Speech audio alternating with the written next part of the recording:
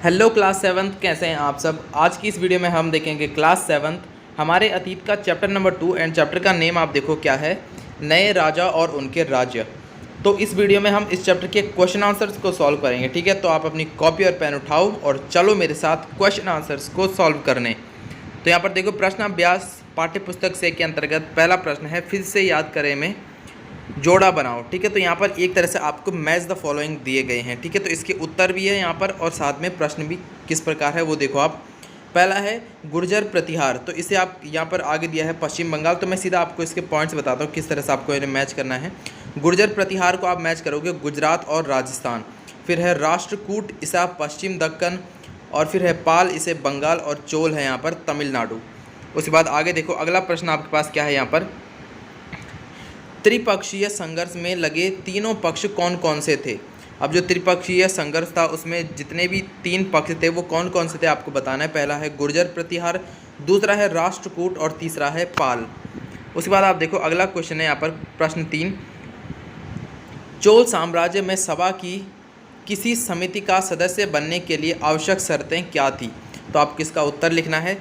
चोल साम्राज्य में सभा की किसी समिति का सदस्य बनने के लिए निम्न शर्तें आवश्यक थी।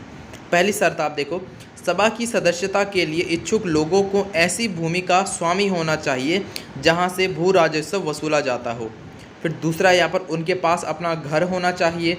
तीसरा है उनकी उम्र 35 से 70 के बीच होनी चाहिए। चौथा है उन्हें वेदों का ज्ञान होना चाहिए। और पांचवा है यहाँ पर ईमानदार होना चाहिए। ठीक है, ईमानदारी उनके अंदर होनी चाहिए।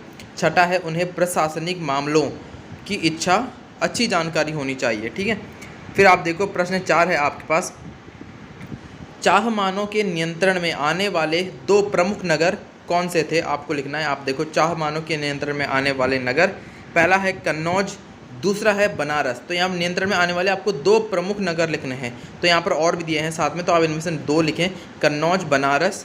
और आगे लिखा है यहाँ पर इंद्रप्रस्थ और प्रयाग। ठीक है, फिर आप देखो अगला प्रश्न है आपके पास, आओ समझे के अंतर्गत प्रश्न 5 है, राष्ट्रकूट कैसे शक्तिशाली बने।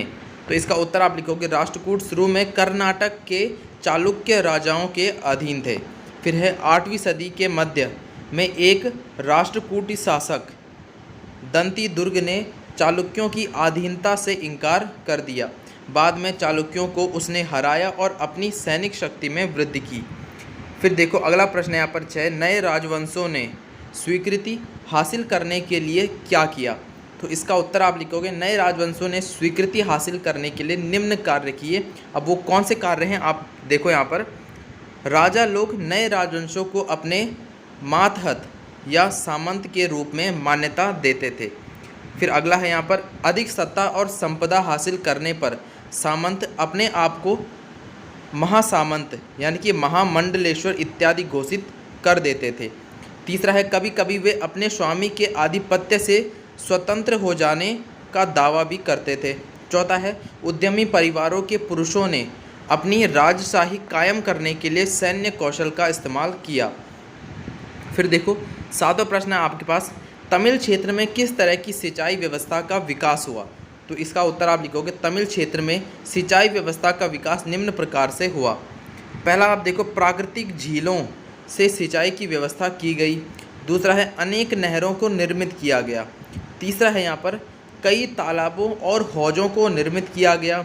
और चौथा है अनेक क्षेत्रों में नए कुएँ खुदवाए गए। फिर देखो अगला प्रश्न है यहाँ पर 8वां प्रश्न है, चोल मंदिरों के साथ कौन कौन सी गतिविधियाँ जुड़ी हुई थी। तो इसका उत्तर आप लिखोगे चोल मंदिरों के साथ निम्नलिखित गतिविधियां जुड़ी हुई थी। पहला आप लिखोगे चोल मंदिर अक्सर अपने आसपास विकसित होने वाली बस्तियों के केंद्र बन गए। दूसरा आप लिखोगे ये शिल्प उत्पादन के केंद्र थे। तीसरा आप लिखोगे ये मंदिर शासकों और अन्य लोगों द्वारा दी गई भूमि से भी संपन्न हो गए थे। अगला आप लिखोगे मंदिर के लिए काम करने वालों में पुरोहित, मालाकार, बावर्ची और मेहतर, संगीतकार, नर्तक इत्यादि प्रमुख थे। पांचवा आप लिखोगे मंदिर सिर्फ पूजा आराधना का ही केंद्र नहीं थे बल्कि आर्थिक, सामाजिक और सांस्कृतिक जीवन के भी केंद्र थे। उसके बाद आप देखो आइए विचार करें के अंतर्गत आपके पास प्रश्न 9 है। यहाँ पर यह आपको थोड़ा मानचित्र का प्रश्न दिया है। यहाँ पर देखो मानचित्र 1 को दोबारा देखें और तलाश करें कि जिस प्रांत में आप रह रहे हैं उसमें कोई पुरानी राजशाहियाँ यानी कि राजाओं के राज्य थी या नहीं है। ठीक है, तो आपको इसमें बताना है। देखो मानचित्र 1 को आपको देखना है। ठीक है, 1 का अध्ययन करने से ज्ञात होता है कि जिस राज्य में हम रहते हैं वहाँ इंद्रप्रस्थ नामक राजशाही स्थापित थी जिसे हम दिल्ली के नाम से जानते हैं। तो अब यहाँ पर ना दिल्ली वाले जो लोग हैं उनके लिए यहाँ पर आंसर पहले से ही दे रखा है। आप अगर किसी और इलाके में रहते तो इतने सारे इलाके का मैं आपको यहाँ पर नहीं बता सकता, तो उसे आप क्या करें, आप गूगल पे सर्च करके पता कर सकते हैं कि आपके इलाके में पहले, ठीक है, राजशाहियाँ कौन सी थी। उसके आप देखो इसके अतिरिक्त अन्य राजशाही और वर्तमान प्रांत का नाम इस प्रकार है, जैसे कि यहाँ पर दिया है। ठीक है, राजशाही और वर्तमान प्रांत उनके अभी वर्तमान में क्या नाम है। तो गुर्जर प्रतिहार, इसका गुजरात, पश्चिमी मध्य प्रदेश, फिर पाल यानी कि बंगाल और बिहार, फिर उत्कल यानी कि उड़ीसा, पूर्वी चालुक्य यानी कि आंध्र प्रदेश। ठीक है, फिर है राष्ट्रकूट यानी कि महाराष्ट्र और उत्तरी कर्नाटक, चोल है यहाँ पर तमिलनाडु, चेर है केरल और पांड्य है यहाँ पर दक्षिणी तमिलनाडु। तो यहाँ पर आप देखो अगर आपके इलाके इनके अंदर आते हैं जहाँ पर रहते हो तो आपके लिए यहाँ पर आसान हो गया है काफ़ी। ठीक है, यहाँ से आप लिख सकते हो, और अगर इनसे बाहर आते हैं तो कोई बात नहीं, आप गूगल पे सर्च करें, आपको सारी चीज़ें मिल जाएंगी। ठीक है, फिर अगला आप देखो, जिस तरह के पंचायती चुनाव हम आज देखते हैं उनसे उत्तर मेरूर के चुनाव किस तरह से अलग थे। तो इसका उत्तर आप लिखोगे वर्तमान समय में पंचायत चुनाव, उत्तर मेरूर के चुनाव में अंतर। तो इस तरह से आप एक बॉक्स बनाओगे, टेबल बनाओगे, वर्तमान समय के पंचायत चुनाव और उत्तर मेरूर समय के चुनाव। फिर आप लिखोगे सार्वभौमिक वयस्क मताधिकार के द्वारा चुनाव होता है अभी। ठीक है, वर्तमान में यहाँ पर क्या है, लॉटरी पद्धति द्वारा विभिन्न समितियों के सदस्य चुने जाते थे। फिर है मतदाता अपने पसंद के उम्मीदवारों को मत देता है। तो इसमें आप लिखोगे चुनाव पूर्ण रूप से प्रत्याशियों के भाग्य पर निर्भर करता था। ठीक है, फिर अगला यहाँ पर आइए करके देखें के अंतर्गत प्रश्न 11 है आपके पास। इस अध्याय में दिखलाए गए मंदिरों से अपने आसपास के किसी मौजूदा मंदिर की तुलना करें और जो समानताएं या अंतर आप देख पाते हैं उन्हें आपको बताना है। तो असमानताएं आप इस तरह से लिखोगे। ठीक है, इस अध्याय में दिखलाए गए मंदिर द्रविड़ शैली के स्थापत्य कला द्वारा निर्मित है, लेकिन वर्तमान के अधिकांश मंदिर बेसर यानी कि शैली स्थापत्य कला द्वारा निर्मित है। बेसर शैली में द्रविड़ और नागर शैली का सम्मिश्रण होता है। समानताएं आप क्या लिखोगे, इन दोनों मंदिरों में समानता यह है कि इन दोनों मंदिरों के गर्भगृह में ही मूर्ति स्थित होती है। फिर अगला आप देखो प्रश्न 12 है आपके पास, आज के समय में वसूले जाने वाले करों के बारे में और जानकारियां हासिल करें। फिर है क्या ये जो नकद के रूप में है, वस्तु के रूप में है या श्रम सेवाओं के रूप में है।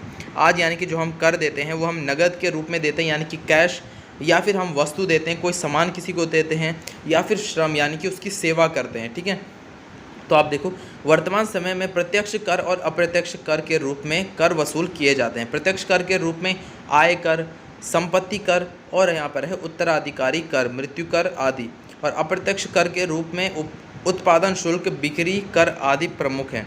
फिर देखो वर्तमान समय में सभी कर नकद अथवा चेक के द्वारा जमा किए जाते हैं तथा किसी भी कर का भुगतान वस्तु के रूप में अथवा श्रम सेवाओं के रूप में नहीं लिया जाता। ठीक है, जब से पैसा हुआ है तब से सारे जो कर होते हैं वो सब के सब नकद के रूप में ही लिए जाते हैं। तो क्लास 7th यहाँ पर आपके इस चैप्टर के क्वेश्चन आंसर्स कंप्लीट हो जाते हैं, एंड आप क्लास 7th अदर सब्जेक्ट के question answer videos modern master ji के चैनल पर देख सकते हैं। बाकी तब तक के लिए पढ़ाई करते रहें और मॉडर्न मास्टर जी का नाम भी रोशन करें।